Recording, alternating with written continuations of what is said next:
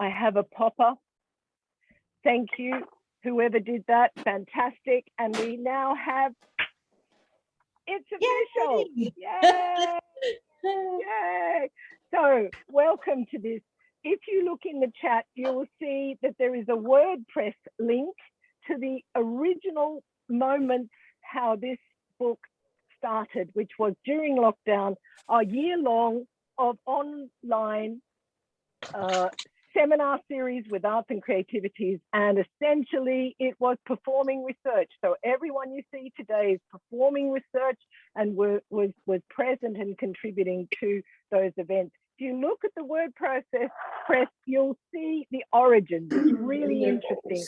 I want to also say we have spent 2 years thinking out of the box, writing out of the box, and engaging a publisher out of the box. So let's just thank the publisher at this point, who wasn't without a lot of stuff going on, So we had to juggle, and we had to have ideas. We're not short of those. So I want to say it's going to take us an hour. We only have an hour. The hourglass turns, and this event will finish in 1 hour. And we will celebrate and start this event today with our first presenter. First four come from part one, and we begin with Helen Johnson. She's going to incite us to rebellion. Helen.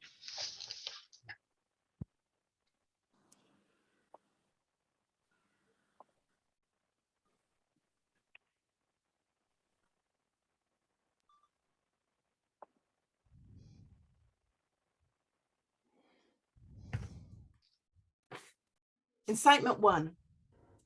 In a research landscape dominated by a two-paradigm model, stage your rebellion through a third paradigm of arts-based research.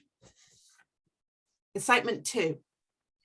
In a context where researchers' positionality is viewed as contaminant, stage your rebellion by mobilizing subjectivity as a tool of inquiry. Incitement 3.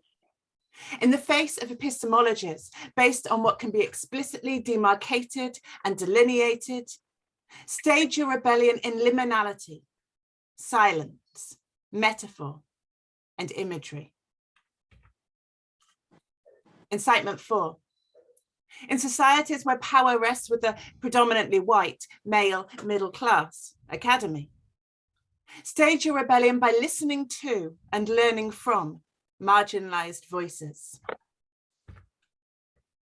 Incitement 5. In a realm where knowledge is presented as singular, fixed, and impersonal, stage your rebellion by embracing the performative, dynamic, and intersubjective, by becoming a co-conspirator in the pursuit of social justice.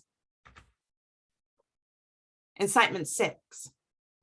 In a world where North American and European values are paraded as truth, stage your rebellion by striving to decolonize art, research, knowledge. Incitement 7. In a territory where the researcher is king, stage your rebellion by yielding control to artists, educators, and community practitioners. Incitement 8. In a neoliberal system dominated by productivity, competitiveness, and individual performance, stage your rebellion by taking time, valuing process over product, by confronting neoliberal ideology through critical resilience, collaboration, and community. Incitement 9. In a field where few are prepared to confront the radical, transformative potential of arts-based research, stage your rebellion through a research model that integrates the arts at all stages, through an openness to new forms of knowledge and new ways of writing. Recording in progress. Incitement 10. In a market-driven model focused on short-term cost-benefit analyses, stage your rebellion by taking time, by making space for the intangible. With incitements to do, think, and be differently. I invite you to stage your own rebellion. Wonderful. Thank you so much, Helen. Can we move on, please, to, after 10 incitements, we're all fired up to go on to an amazing chapter written by Mary Oyle and Jenny Francis, who's with us, paying attention, a Bartinian-inspired dialogue about embodiment and inclusion. Take it away. Thank you, Pam. Yeah, so our chapter is about caring, and it's about being in conversation, and it's about enjoying being in conversation. Mary and I have been talking over coffee for a long time, and one of my favourite topics of conversations is stories that I've told about my own experience as a songwriter and how that has influenced my my practice as a teacher. And I found that I discovered what I was about inside writing songs, and that had an ethical impact upon me in terms of how I dealt with children when they were thinking about writing songs. And it was much less important to be concerned by the criteria, and much more important to give them time and space and an ear to help them along in their own journey. And Mary was extremely skillful in helping me to think about that. And in our chapter, which is a script, there's a part for Mary, there's a part for me, there's a part for Batkin, who's all about the conversation. And there's poetry that Mary's written and art that Mary has created. And as I say, it was all a very long conversation about how my experience as a songwriter had impacted upon my experience as a teacher of children, and in helping them to create their songs. And Pam has got an assemblage of some of the songs that that came out from that change in practice for me. And here we go. Thank you so much, Jenny. Here is this assemblage. I'm 16 and legendary. My mind is legendary. I'm legendary. Not a hero, I'm legendary. 16 and legendary. I know that I should do some work. I know I probably should revise. The only thing I can revise is how I feel about you.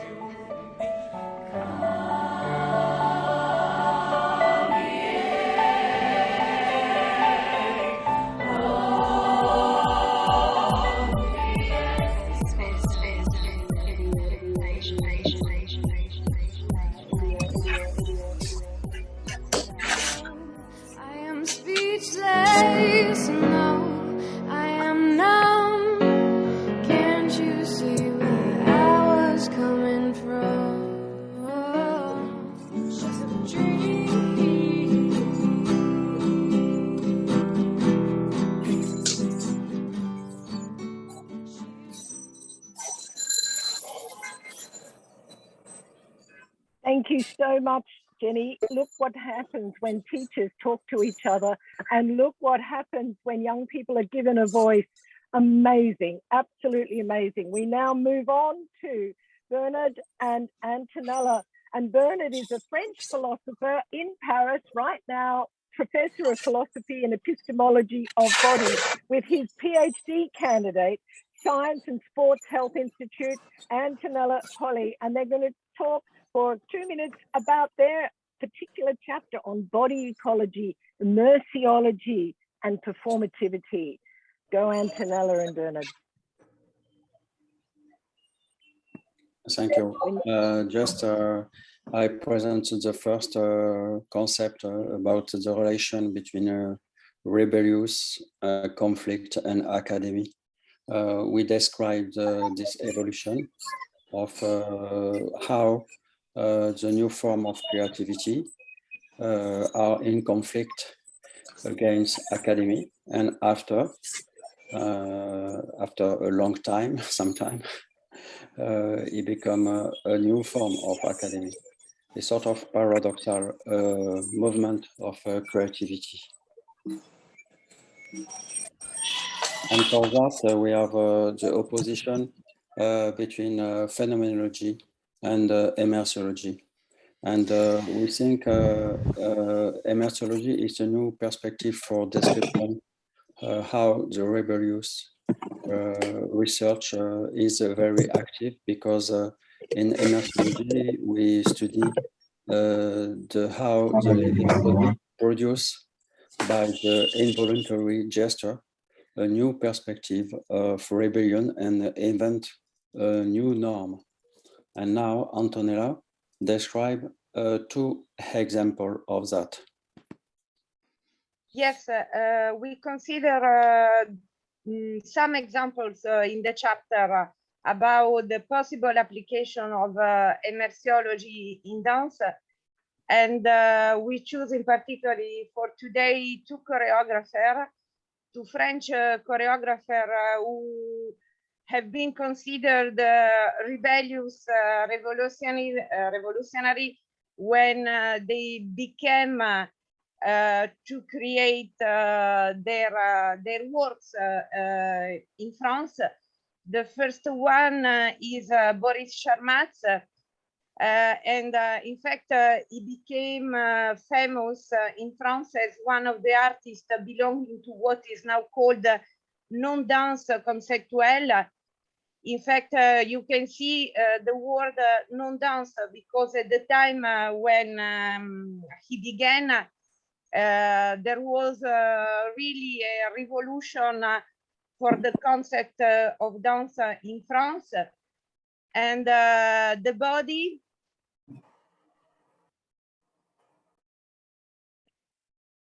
Okay, you've just gone quiet on us, and it's not a bad point to stop because we must move on to our 4th. Thank you so much to Bernard and to Antonella. Moving on to our last part 1 presenter this morning, thank you so much, is the one and only Alison Funk, who wrote this chapter on how to research with circus. Are circus artists. You are all circus artists. Your specialty is sitting in a chair. This is something you have trained for years and years, and you are excellent at it, and you know everything about sitting in a chair. But sometimes you wonder if this thinking about sitting, where you are, what you know, how you know this sitting, maybe there's more that you want to think about. But here's the problem, okay? Here's the problem. When you are an expert at sitting, no one wants you to think about sitting. It's very suspect when you go to the academy and bring in theory to your sitting. When you connect your sitting perhaps with Waiting for Godot, or you connect your sitting to phenomenology, no one wants to hear about that. They want to see you sit. That's what you have trained for years to do. But then when you go to the academy and you start to talk about Waiting for Godot and you start to talk about phenomenology, they're really confused why you insist on sitting all the time while you do this thinking. And so you find yourself in a threshold. You are an expert at sitting, and you also are an expert at thinking about your sitting. And you find yourself rebelling both against this community that insists you don't think about your sitting, and also a community that is suspect about why you insist on sitting. And yet here you are pursuing your knowledge. You are bringing your practice of sitting into the world of theory, and you are bringing the theory into your practice of sitting. And through that, you are enriching all other sitters. In fact, also standers and liars down and walkers, because you are bringing an embodied knowledge to the theory, and you are bringing theory to the embodied knowledge. And although you are doing that sitting, many other people are doing that climbing and juggling and rapping and pushing, pulling. And these are the circus thinkers that we embrace. And this is what you will find in my chapter. Beautiful. So here ended part 1. Way! Woo! Did you see that? I hope so. There's a popper here. We move on to part 2. Take it away, Liz. Part 2, Rebellious Writings Written Differently. The academy was receding so that the words that appeared in books about the world among the shelves grew whiter and whiter, and the people who wrote them more and more indistinct. The white noise of radio, OKA, fucked here, hummed ominously in the background. A small group of doctoral students, reserved, determined looking, waited with shitty little drafts of words that threatened to block their way, crossed the fading campus. The building sputtered as academic writing life slowly but surely evaporated in this big dark place they had no wish to call their own. The library crackled intermittently like static on a wire. There was also on the grounds the distant explosive burst of a leaf blower firing decaying debris further and further away down the abandoned road. A man in a grey Chevrolet with a bumper sticker which read, "Status quo, the only way to go," circled the perfect perimeter. Old oak trees stood resolutely by, holding peace quietly like wise old stalks of broccoli.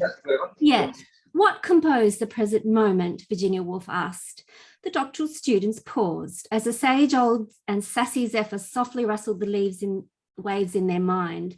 She now had the doctoral students' full attention, for very quietly something had slid into that moment and rippled the skin of the taken for granted strategies, structures and strictures of academic writing.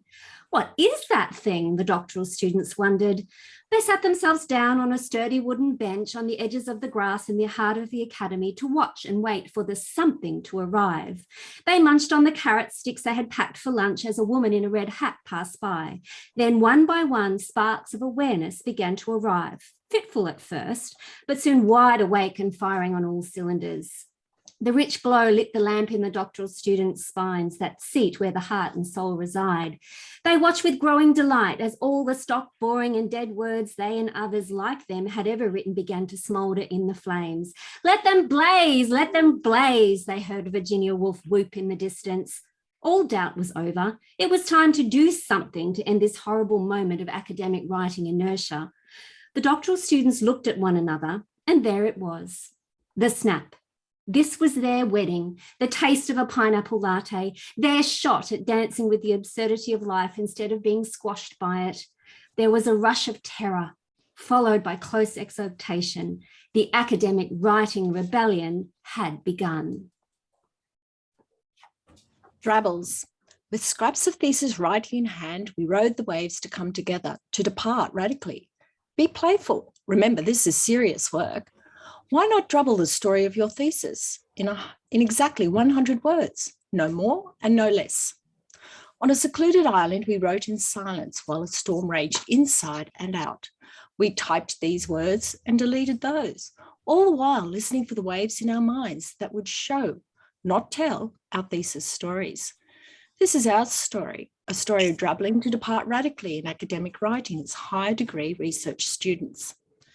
To tally the story as it is told, a tale with a start, a middle and an end, a story within, contained and yet with a life of its own, of life and living, an exploration of being human with emotions, thoughts and views of the world, an expose of our passions, fears, thoughts, beliefs and values, in all their ordinariness and realness, of the world we see and experience. These are the snapshots of what we see and have discovered, what we have learnt and share with you, the reader, who we are and what defines us, our drabbles. Musician, audiologist, the science and the song. I am both, and both are me, and were so all along. Evolving over time, they've been apart, never one, but now it's time to integrate, to seek new horizons. Evidence-based practice, audiology demands. Numbers are the only way, you better learn that fast. Music is creative, yet still an elite art. Prevailing discourses exclude those who some feel can't. I protest, however, music can be learnt by all. Hearing loss should not exclude when someone feels a call. Feeling too is crucial, both in research and in life. Understanding demands words, illuminating life. Here I tell a story, in numbers and in words. Auditory processing meets music education. How do children progress if they have hearing loss and participate in flute lessons beside peers who do not? How might auditory processing link into this? Does it improve with lessons or make them go amiss? This is about a journey, the knowledge that we sought, as words and numbers come together, prompting readers' thought. As exploring new ideas beyond discipline bounds, I'm tired of being limited, so seek to break new ground.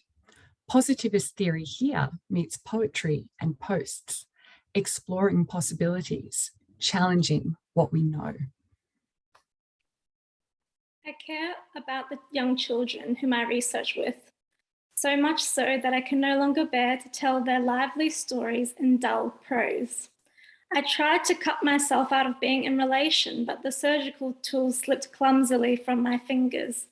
I tried to shrink and contort my body into the fly that they wanted on the wall, but I slipped from the dainty footing and fell into the elephant costume. Initially, I pretended to ignore the big, obnoxious and grey skin that I donned and dragged around, but I could not endure it for long. You are becoming competent child, becoming not child, becoming high-functioning, tax-paying citizen. You cannot become without us. We beckon you to come with us. We will teach you the tools to self-regulate, regurgitate, strangulate your unbecoming parts until you might become full of our ways and knowledge. We will knead you like dough, make you fit in the oven, and you will be risen under supervision. You lack certain ingredients that we will provide, but we do like our bread with a smear of child autonomy. So watch our show as we roll out moments of autonomy.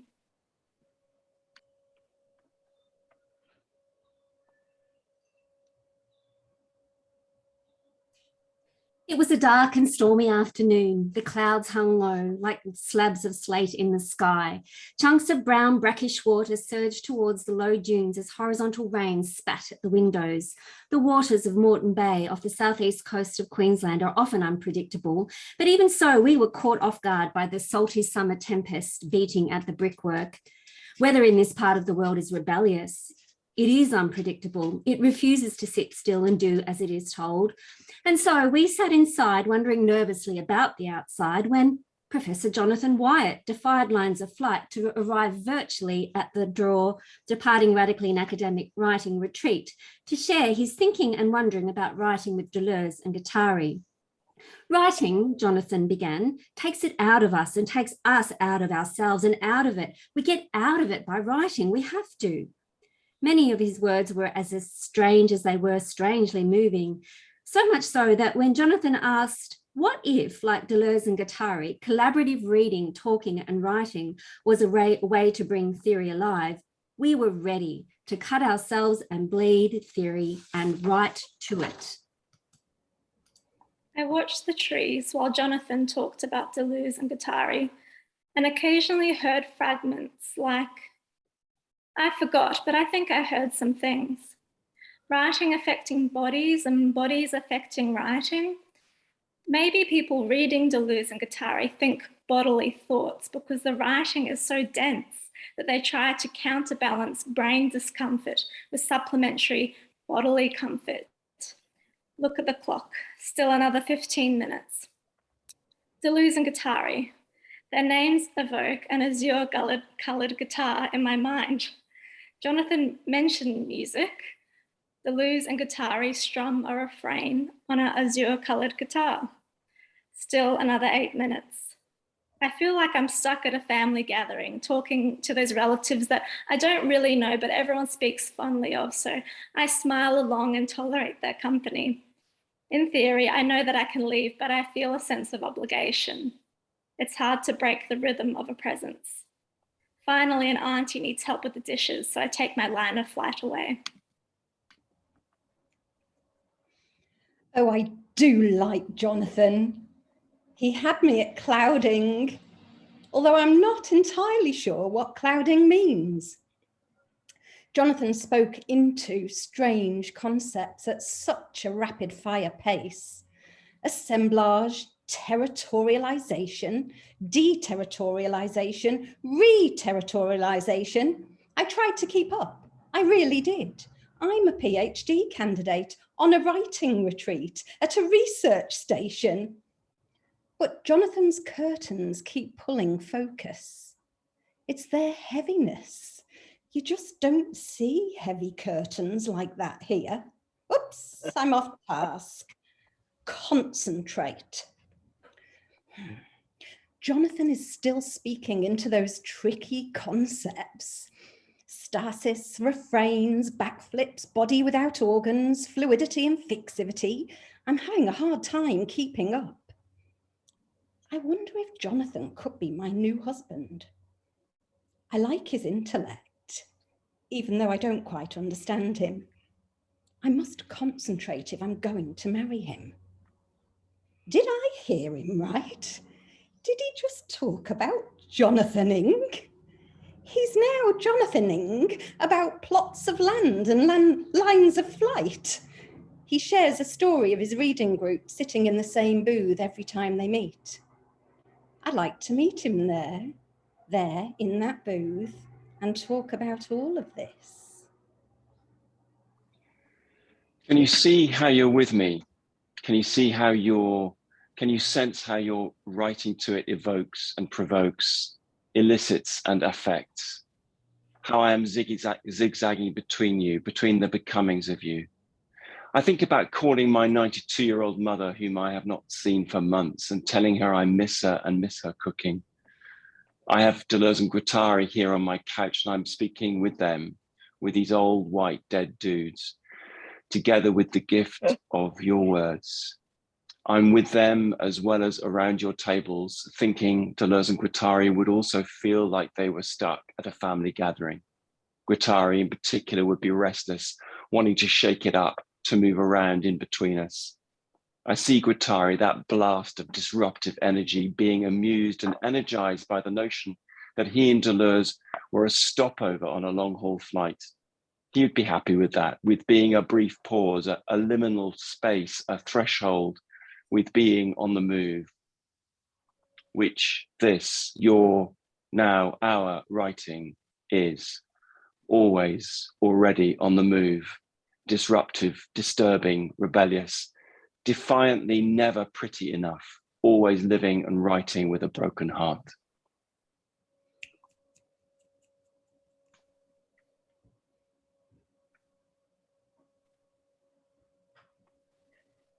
And so we move on to chapter 9.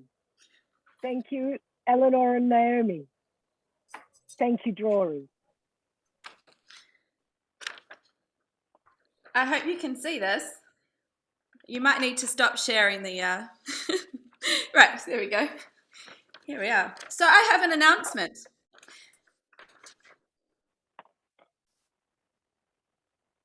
I hope you can all read it.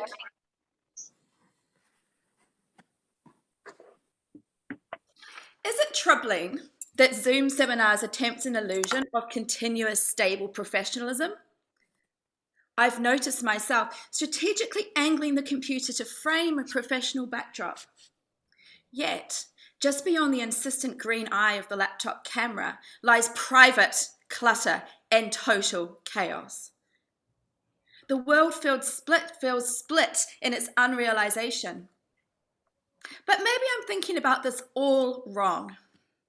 Actually, perhaps these moments aren't a bifurcation, but an agential cut, where Zoom is simply an unfixed bodily boundary, and the extent to which parts of me and my life are differentially enacted and intracted here is part of the material discursive nature of real and virtual entanglements. Whilst trying to embrace the diffractive entanglement of my multiple eyes and multiple others, I am both attuned to and wary of being tinted by those others, people, things, and places. I am a mixture of desire and trepidation. It's clear to me that we are not in control of the Zoomiverse. All the parts, including the platform itself, are shaping our interactions. We are entangled in a continual process of creation and renewal, beginning and returning, continuity and discontinuity, here and there, past and future.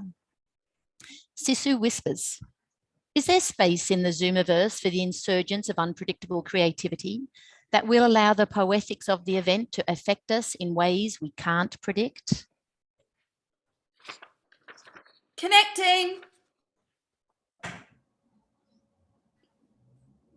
I smile. And I see myself smiling back. I lean forward. An unconscious movement towards connectivity with an unfathomable multi-screen audience, whom I do not know. I start to speak and... You're muted.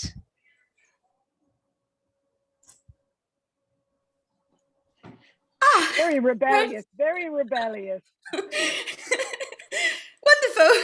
Glad to be here. Glad to see everyone. How do we hold the space and our multiple selves accountable and response able for all those that arrive? How do we hold ourselves accountable and response able for the materialities that allow these encounters to occur? I feel privileged and vulnerable at the same time. Cixous whispers, I offer you this, which once I offered to my lifelong friend, Jacques Derrida. For me, this exposure to the other takes the form of acquiescence. What translates for you in terms of powerlessness is for me a power that accepts submission and infinite acceptation. Thank you. Thank you so much. And we move on to, finally, Portia Ungley and Kieran Sheehan in Twin Stars.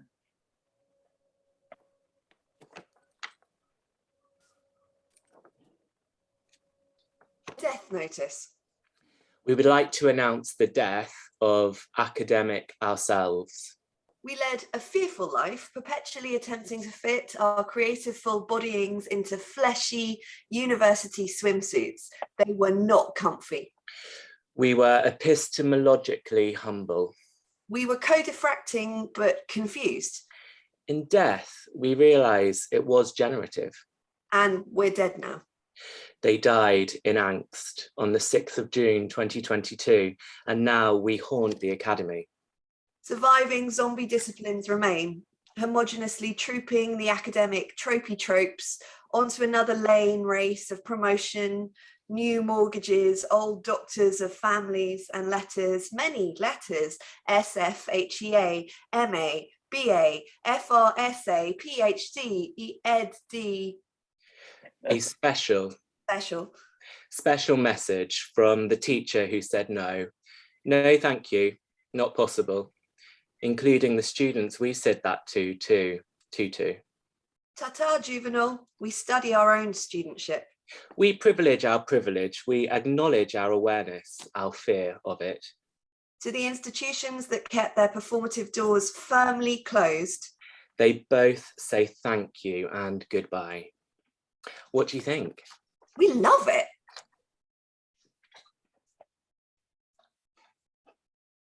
Well done. Thank you so much. And big congratulations to the 30 doctoral students that contributed chapters to this. And Kieran Sheehan, who just in the last month got his PhD, his ED. Dr. Sheehan. Moving on. Wonderful. This is what we do. Let's move on to part 3, rebellious theories and research methodologies performed differently. Take it away, David.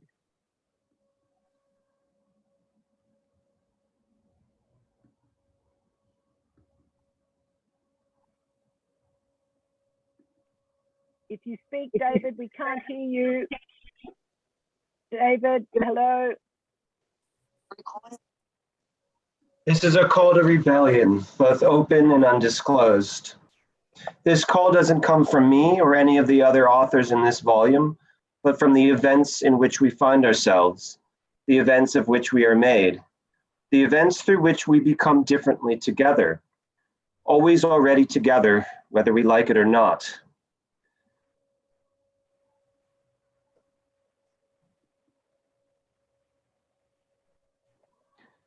As Rosie Braidotti writes, we are all in this together, but we are not none of us the same.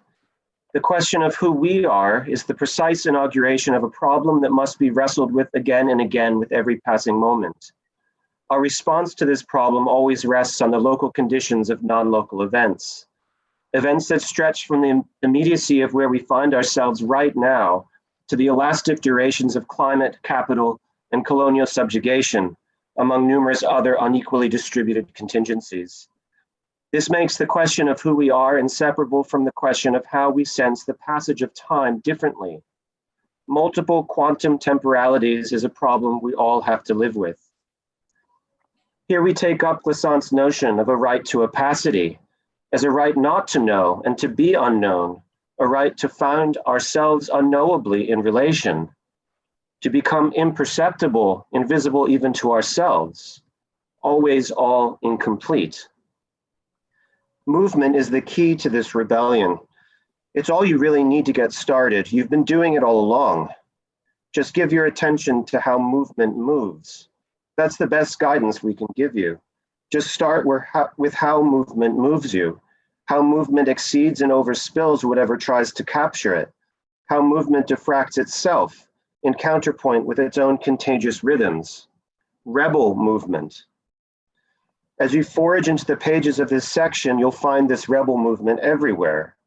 A teenager hitchhiking across North America, graffiti writers tagging up a whole city, a choreographer drifting down the Xingu River in the Brazilian Amazon, a steel pen orchestra chipping down the street in Port of Spain, a novelist tracking the quantum entanglements of a work in progress, artists flicking each other daily images and writings, a research student constructing a raft for navigating troubled methodological waters.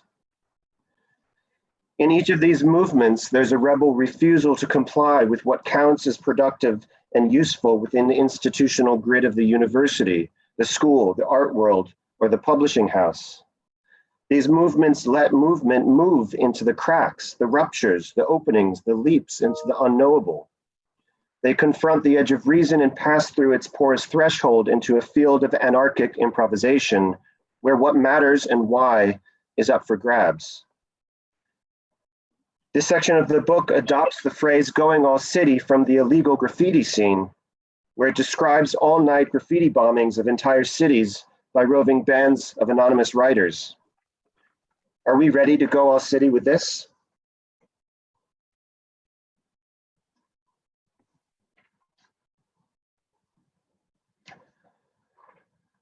The first chapter in our section explores how rituals sustain arts of living in the thresholds between worlds that are ending and others that are just coming into existence. We disrupt figurations of a universal humanity facing the end of the world and turn to the rebellious concept of the pluriverse to bring critical attention to the role of ritual in facing multiple traumas and afterlives of colonial violence. We weave threads between indigenous rituals of the Cuicuro in Brazil, steel pan and Juve Carnival in Trinidad, a gamelan orchestra in Bali, and we consider how animist pedagogies can generate imminent modes of attunement in the thresholds between worlds. How might we learn to care for worlds in the thresholds, including past and future worlds that may be extinguished due to climate change?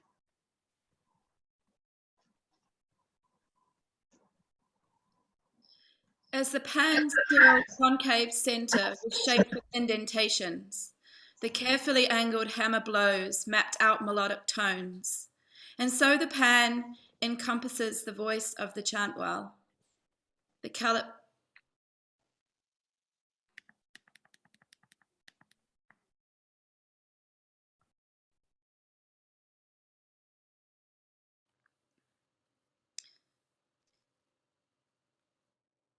As the pan-steel concave center was shaped with indentations, the carefully angled hammer blows mapped out melodic tones, and so the pan encompasses the voice of the chantwell, the calypsonian, and the drum. The circularity is a cosmology, tones emerging as a constellation like the night sky, tracing out a spider's web into the center, where perhaps Anansi, the trickster spider, resides.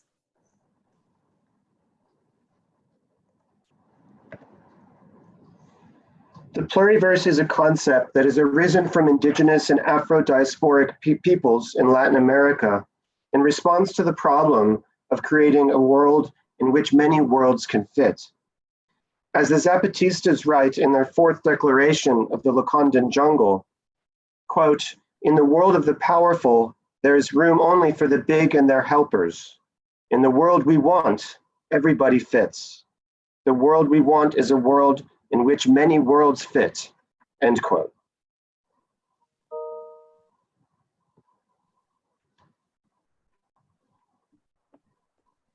We follow Pan through Port of Spain's inky urban underground, where lampposts, gutters, fences, and buildings merge into habitats of transformation.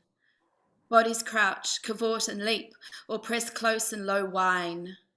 Devils writhe in chains and gorillas laugh. Somehow, under certain conditions, the steel of an oil drum takes on the spirit of Jumbi and calls the people everywhere to dance with anarchic abandon from night to day and day to night. Somehow, under certain conditions, a rebellious concept like Pluriverse becomes necessary to account for the weight of difference that life bears. Sometimes the strange, violent, and beautiful conditions of life call for this.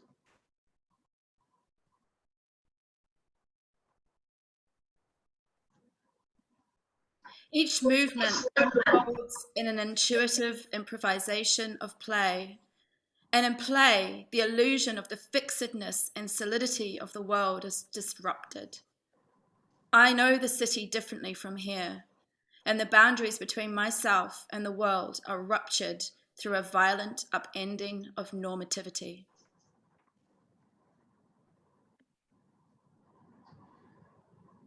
Jouvet offers an immersive pedagogy of shifting sensations and techniques of world making through a suspension of formal structures and hierarchies of every kind. Yet Jouvet is also a singular encounter between indigenous animisms and what Tiffany Lathabo King describes as the shifting diasporic thought, activism, and aesthetics of the Black Atlantic diaspora. Trinidadian playwright Tony Hall understood this animist theater of the street as a creation of worlds, where life becomes a performance through which everything speaks and into which all invest. Colonized worlds are inherited, but through the animist diasporic pedagogies of Jouvet, we are able to glimpse these worlds as the constructs and inventions that they are. Jouvet may then offer a rebellious pedagogy of what the Creatures Collective call disinheritance, where it may even become possible under certain conditions for, as Saidiya Hartman writes, a people to choose its past. Through Jouvet, we learn how to dismantle the world as it has been made and cultivate new ones through a perpetual reconstruction of animist rituals.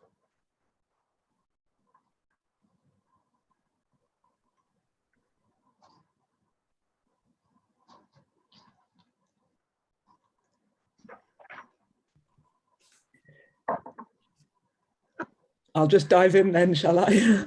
Please. Thank you. Yeah, so I'm just going to speak a little bit about what I've written here. The Heart of Research is a piece that cuts together apart the practice of fictioning as a means of finding non-binary new strategies of what Donna Haraway calls living and dying together in a thick present. It charts, the chapter charts how I wrote a rather lengthy novel about the Countess Bathory, or the infamous Countess Bathory, to experiment not with representing diffraction, diffraction where a method of inquiry emerging from STS, particularly through the works of Karen Barad. So not something that represented diffraction, but rather something that did diffraction. In the chapter, I discuss how I drew on my own life experience of dying momentarily as a young child, and how suspended in what I call a live-die state, I developed a relationship to non-binary experience that could be expressed as a felt sense of entangling Donna Haraway's living and dying together in a thick present as urgent means. The chapter understands these experiences as a node in what I call here the heart of research. The heart becomes a central metaphor in the chapter, but more than just a metaphor and reality of research practice as I compare the way it cleans and codes blood in the body to the way knowledge flows and diffracts in the world. writing the novel about the Countess Bathory, I didn't just write a historical fiction. I found processes via which I could diffract the act of writing through an authorial character with the act of character creation, and how the two changed each other through the process of writing.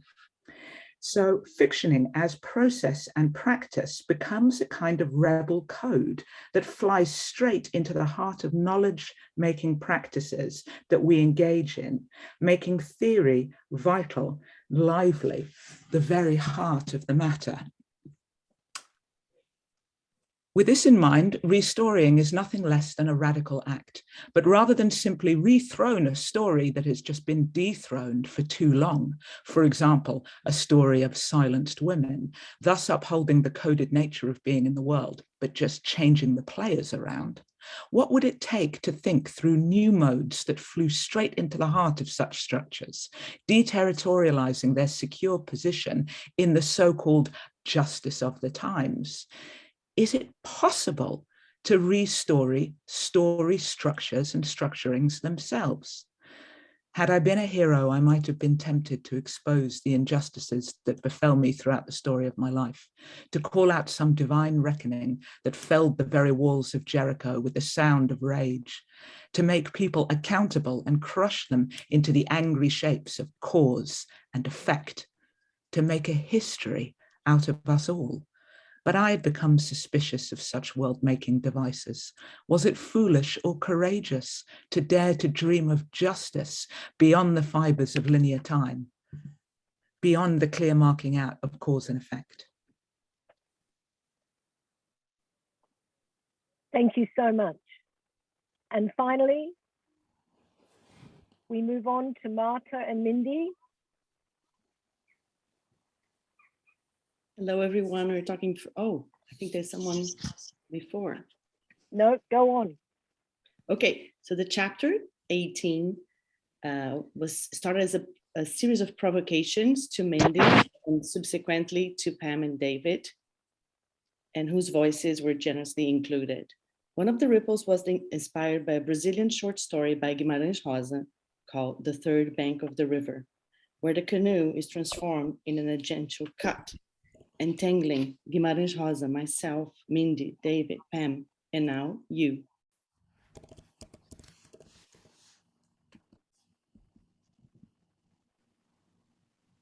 You can play the audio, David. Thank you. Assim, Thank you all. ele, no ao longe, sentado no fundo da canoa. My father was a dutiful, orderly, straightforward man. But it happened one day that father ordered a boat. Our house was less than a mile from the river, which around there was deep, quiet, and so wide you couldn't see it across. I can never forget the day the rowboat was delivered. Father got into the boat and rowed away. Its shadow slid across the water like a crocodile, long and quiet. Father did not come back, nor did he go anywhere, really. Travelers along the river and people living nearby the bank on one side and the other reported that father never put foot on land by day or night. He just moved about on the river, solitary, aimless, like a derelict. He never set foot on earth or grass or isle or mainland shore. He never talked to a living soul. Father didn't seem to care about us. But then, why did he stay around there? Why didn't he go up the river or down the river? He alone knew the answer. It pressed upon my heart. Why? Why was he doing it? One day, in his failing strength, he might let the boat capsize, or he might let the current carry it downstream on and on until plunged over the waterfall to the boiling turmoil below. Father, you've been out there long enough. I'll take your place. He heard me. He stood up, headed the boat towards me. He accepted my offer, and suddenly I trembled. I couldn't. In terror, I ran. I fled madly. Am I a man after such a failure? I know it's too late. But when death comes, I want them to take me and put me in a little boat in this perpetual water between the long shores, and I, down the river, lost in the river, inside the river. The river.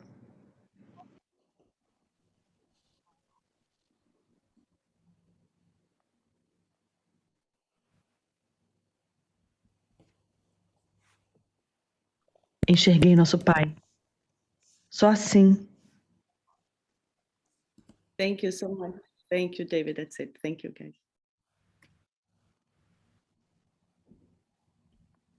Thanks so much, Marta. We just have one more chapter that we just have a few slides from. How are we going for time, Pam? We're way over. If you could show those slides, though, because the artist that did all the artwork in this book, apart from Marta's chapter, was Tricia McRae, who has really features strongly. So if you could just do it very quickly, because you're running well into Tatiana's. Thank you.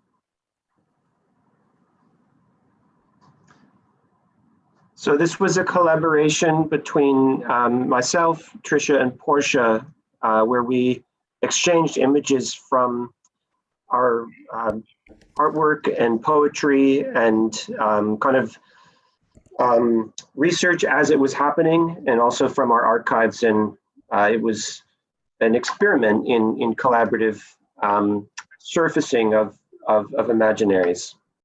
Yeah, for me, it was really about... Great, yeah. I was just going to say that for me, it was about creating a visual, immersive atmosphere around the ideas. So it was trying to give voice to merging interpretation of ideas in a visual language. You know, how do you place the things? How do you create atmosphere around ideas? That's all I want to say.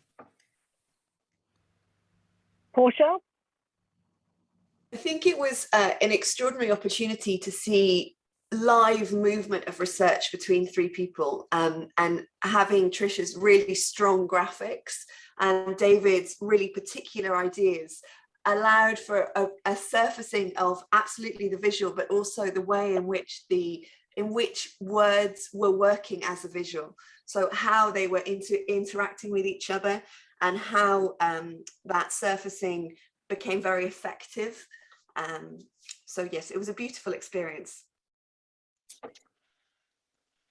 Thank you so much, David, and all in part 3, and wonderful presentation. Can we move on very quickly to part 4 and ask Tatiana, who I know will do a brilliant job, to prestissimo, accelerando.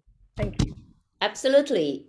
May I rebel against sitting and against standing, and may I start walking? Thank you, Alison, for that. So, you know what? Rebelling is not easy, and it is not necessarily pleasant. Sometimes it is not even easy to define what we feel an urge to rebel against.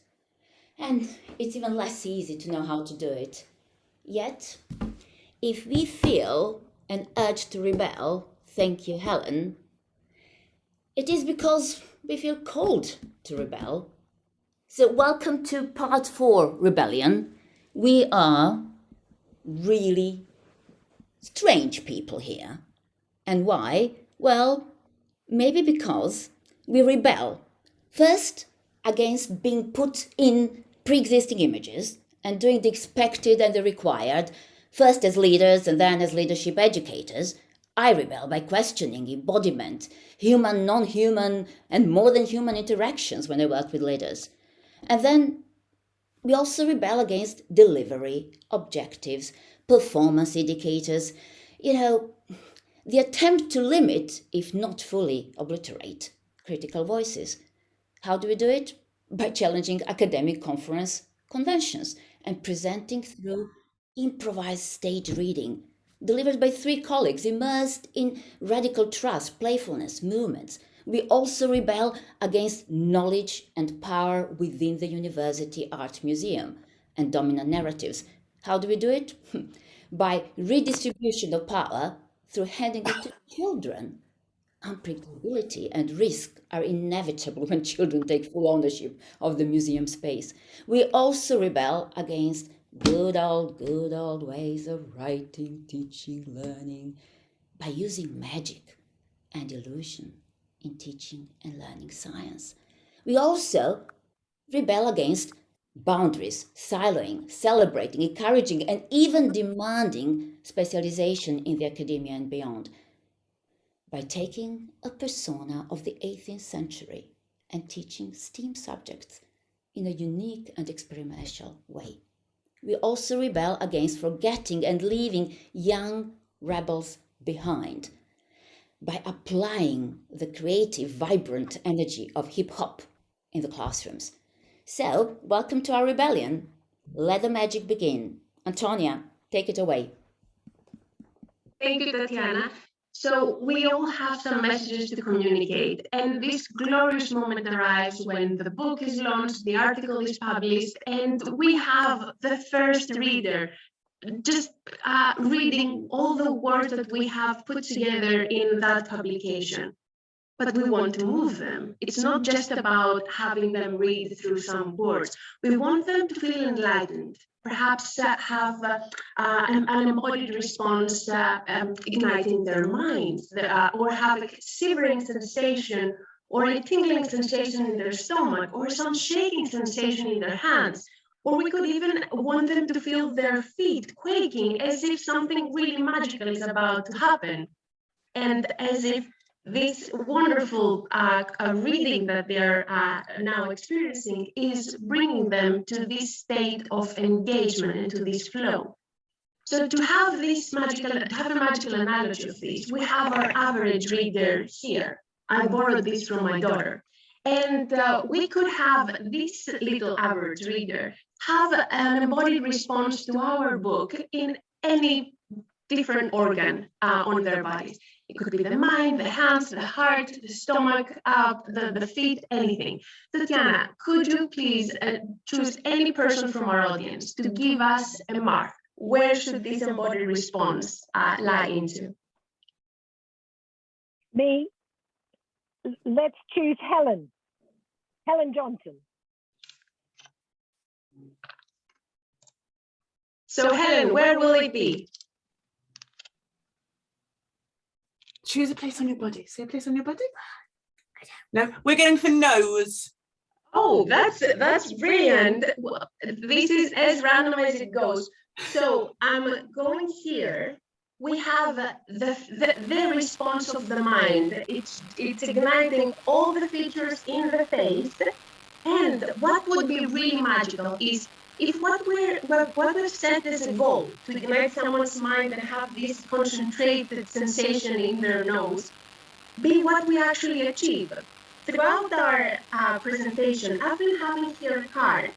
If the revelation worked well, what we should have is just one mark in the card in the location where our lovely friend here indicated, and it is the mind. All the sensations that are embodied as a response from the book that we're publishing, we hope to have from our readers, arrives to the same location. Thank you so much, and I'm passing the floor to Danilo Grillo, who I had to restrain from performing another Guinness World Record in this presentation. Thank you so much for this lovely presentation. I would like just to start with the less is better. So for example, let's imagine that this ball represents one publication.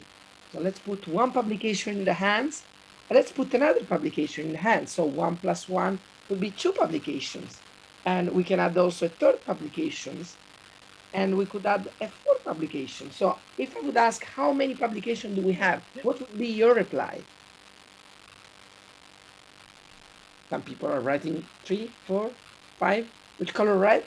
But in magic, less is better, because sometimes the essential is invisible to the eye, exactly as what we are trying to do. Doesn't mean that the more is better, but sometimes just less publication can be more efficient, and as in this case, we all remember this trick. But I want to do one last trick together combined with Antonietta. So I have here a blackboard, but I have shielded this blackboard with this cover. And I would like to ask, Antonia, pose the question to try to see if there is a magician, or even better, a mentalist in our audience. Certainly. So the motto of this book was less publication, more impact. But how many publications would we possibly require to think that we have created an impact? It could be a random number. You can reach infinity, or it could be just one single publication that really hits the sweet spot.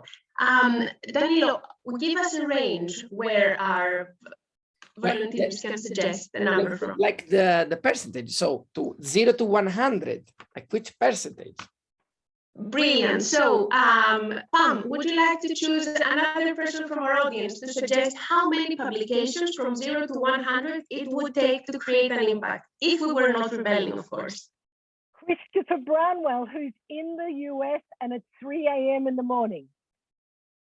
Chris? 7. So, according to Chris, it would take 7 publications to create a powerful impact. Well, if we're rebelling, we could still just do 1 publication of the book that has just been launched.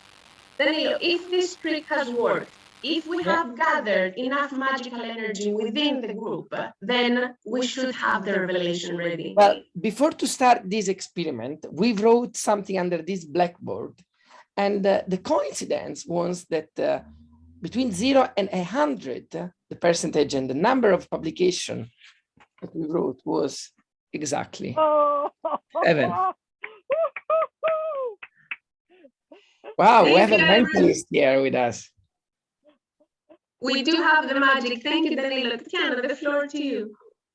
Thank you very much. The floor to Chris, who is still up at 3-4, who knows, a.m. in the US. Go ahead.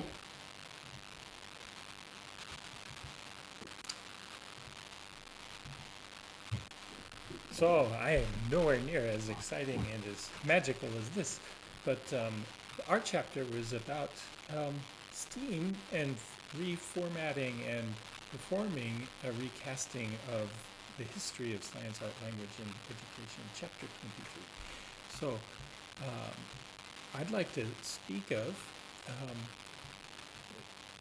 you may not be aware, but in 1736-1737, Pierre-Louis Moreau de Maureparty and Andrew Celsius traveled to Lapland in Tornio.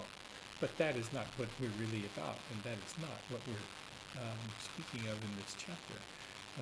In fact, we are speaking of these 2 gentlemen who personify them. These 2 21st century academics, researchers and educators, are STEAM educators in Finland, but they are also very interested and engaged in the Enlightenment period. And they have become so engrossed in this to the point where they need to embody these men, and they find it so important to communicate the knowledge that these men have gathered, that they turn this into a performative act. And in so doing, in this chapter, we tell the story as 2 characters. You will see them on your screen, Christoph, the enlightened one, and Chris in the back. We are telling the story as 2 candelabras from, as though we were created by Disney. And we narrate this story as a fugue, as a layer upon layer, and describing how well-roundedness shows up in these men's lives. Specifically, though, we follow the story of one of them in an interview, and his name is Osmo Peppermint. And Osmo is a wonderfully delightful person who tells us his stories of his early days in academia, and he tells us how he spent a decade of dutiful work, and he tells us of his publication record and his need and his desire to bring forth his dutiful work, as I said, and in so doing finds himself shrinking and becoming more and more discomfortable or uncomfortable with the role of the academy, as he becomes more and more interested in broader subjects than mathematics, than the mere mathematics, strictly mathematics, and decides to become much more engaged in the rest of learning. And finally, at one point in our interview with him, he said, we asked him to categorize or to classify his work, and he says, please don't pin me in with your shadow box of academic form. You will not turn me into an insect in your collection. He is a mathematician, historian, artist, actor, lover of language. He is an educator, but by no means an insect. And so the two of us have worked with him intensely for a few years now, and we see him extending his love and knowledge of STEAM into the work with many people. And at the end, I would love for you to think about his work and our continued work in this project we call Hello STEAM. And so thank you very much, and enjoy it.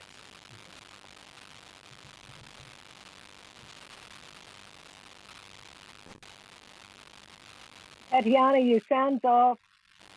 Tatiana, sound. Thank you, Chris, for being such a trooper and staying up for so long. And Katie, take it away and finish it with the little ones. That's what we need now in the end. Can you share my pictures, Tatiana? Have you got them? I haven't got them. Yes, okay. I do. Yeah. Thank you. I was going to finish by taking you into the world of the museum to experience a different context, to allow yourself time to feel and see differently in the marbled hallways of the museum, of the institution, to see it differently, to explore colour, texture, shape, materials, viewpoints, to feel yourself within inside the space, to climb, to imagine, to stop, to picture yourself in this space. And then move on to the next slide, Tatiana. Thank you. Where we encounter a group of children and adults from a local playgroup. The echoing sounds and voices of movement bring their stone, cold halls to life. We kneel, we sit, we lie on a mosaic floor, we touch, we draw on textured tiles, we hear the rubbing of soft crayons on the rough sugar paper as children press and move their hands, feeling the uneven surface of tiles beneath. Within this moment, children, adults, materials interact to discover, to feel, to remember, to create. Explorations and experiences are embodied, multidimensional, and responsible, being in touch with each other. We bring the space to life.